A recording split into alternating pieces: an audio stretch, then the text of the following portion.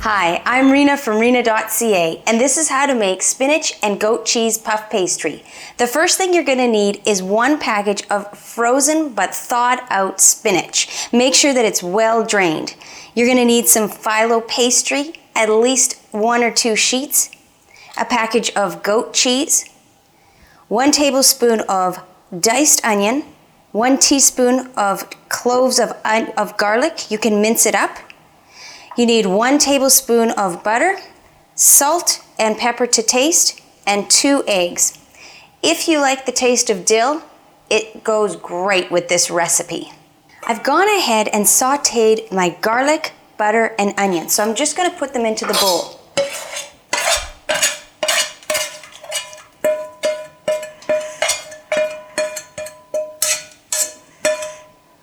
I want to mention that when you are cutting up onions, it's a good idea to put an unlit wooden matchstick between your teeth. This prevents you from tearing up as easily. So to my bowl now, I'm going to add a sprinkling of dill, about a 1/4 teaspoon, and a 1/2 cup of goat cheese.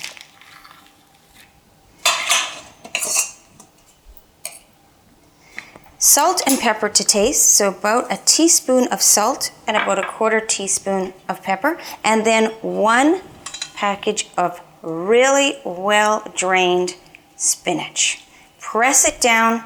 You do not want your puff pastry to be soggy. And once you have most of the water out, add it to your bowl.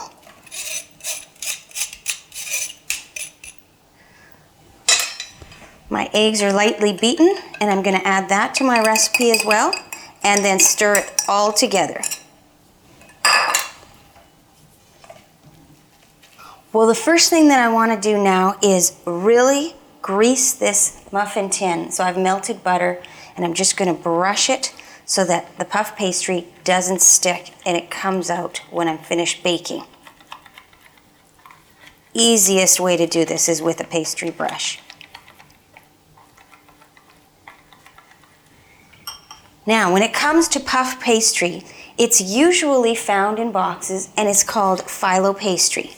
You want to remember not to take it out of the box until you're ready to use it. And once you do take it out of the box, you need to cover it with a damp cloth. If you don't, it dries out very quickly.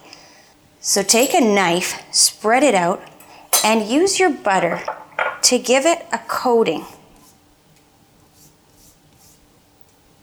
Between every layer of pastry, you want to coat it with butter.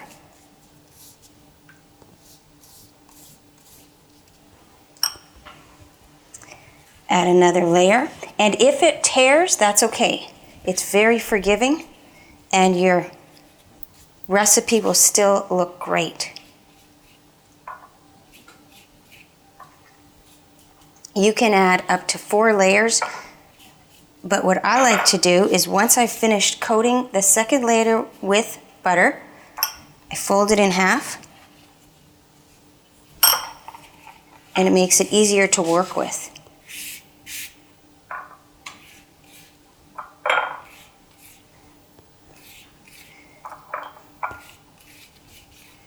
Okay, I'm going to take a very sharp knife and cut my pastry into squares.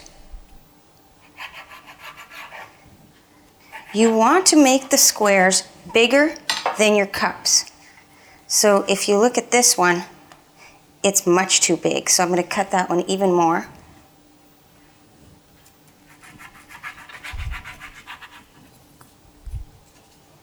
And then you gently press it into the cup. It is so easy to work with because if it tears, it still works really well.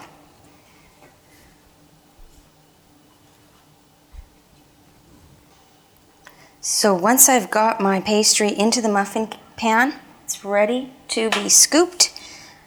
I love these retractable scoops. They just make making muffins or cookies or anything like this so fast. And just scoop it in. You want to fill it to about 2/3 full. Looks great. Once you have filled your entire tin and another one, because this makes 12 different little muffins, put it into the oven at 375 degrees and leave it for about 10 minutes or until the edges are lightly browned.